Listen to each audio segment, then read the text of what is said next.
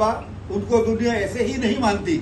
उन्होंने जो कार्य किए हैं पूरे विश्व के अंदर, ऐसे ऐसे उन्होंने लीलाएं की हैं, ऐसे ऐसे चमत्कार किए हैं जिसी के कारण ही जो विदेशी भी उनके सामने नतमस्तक हैं। जैसे कुछ नाम मैं बताना चाहूँगा कि जो सबसे महंगा जो फ़ोन आईफोन है, वो जो एप्पल कंपनी है, उसके जो मालिक हैं स्टीव जॉब्स, जो अभी तो नहीं है, वो स्वयं कैंची धाम में आए थे क्योंकि बहुत परेशान थे और कई उन्होंने कारोबार करने का प्रयास किया, लेकिन कोई भी कारोबार में सफल नहीं हुए।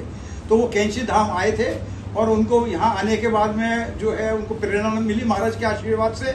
और जब यहाँ से वो गए तो उनके ये भी उनको वहाँ पे, क्योंकि नैनीताल है कि वहाँ एप्पल बहुत होते हैं, तो उनको वहाँ एप्पल दिखा, उसी एप्पल से उनको ये प्रेरणा हुई कि मेरे को ये काम करना है और उसी को अपना लोगो बनाया उन्होंने। यहीं से उनको ये विचार मिला था और वो आप देखते होंगे कि एप्पल फोन के ऊपर वो आज भी वो एप्पल है।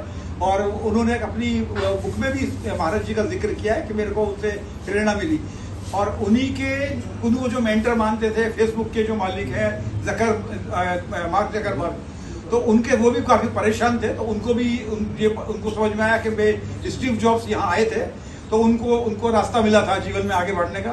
तो उन्होंने भी यहाँ आए, लेकिन उस समय तो महाराज जी ने तो शरीर छोड़ दिया था 1973 में, लेकिन उस समय सिद्धि माँ थी यहाँ पे आश्रम में, तो उनसे वो मिले और उनको उन्होंने कहा कि मेरी इस तरह की मेरी समस्या है, मैं परेशान हूँ। तो उन्होंने कहा आपको बाबा यहाँ पर हैं सूक्ष्म रूप में और हनुमान जी की मूर्ति है महाराज जी का, आप उनसे उनको अपनी परेशानी बताइए, वो आपको रास्ता दिखाएंगे।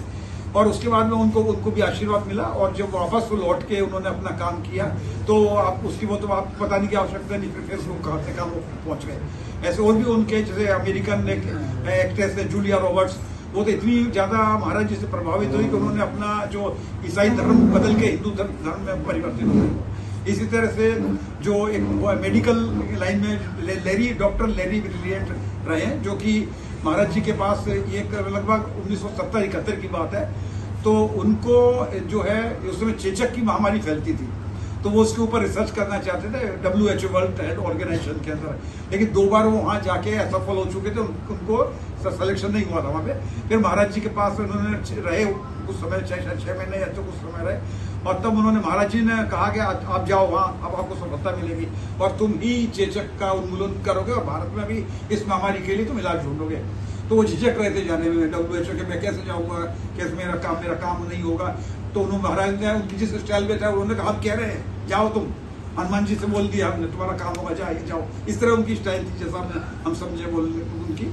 तो वो गए वहाँ पर, फिर उनका सिलेक्शन हुआ और उन्होंने जो उसके ऊपर चेचक उन्मूलन के ऊपर बहुत बड़ा कार्य किया। पूरा विश्व में मैं समझता हूँ रेडी है उनका, और भारत में रहे 10 साल वो, और यहाँ भी उन्होंने चेचक का उन्मूलन का यहाँ के डॉक्टर्स के साथ में मिलकर बहुत बड़ा महामारी जो थी उससे बचाव किया।